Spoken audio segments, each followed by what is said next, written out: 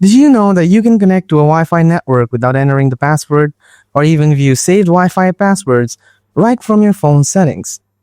In this video, I'll show you how to do it easily and hassle-free. Let's get started. First, take the phone that's already connected. Now swipe down on the home page to open the control panel. Then tap on Wi-Fi. Make sure Wi-Fi is connected. Then tap on this gear icon. At the bottom, you can see this QR code option. Tap on it. Now take the other phone where you need to connect to the Wi-Fi. Again, swipe down and go to the control panel. Tap on Wi-Fi. Then tap Details. And here at the top, you can see the scan option. Tap on it. Now just scan the QR code and your other device will be connected.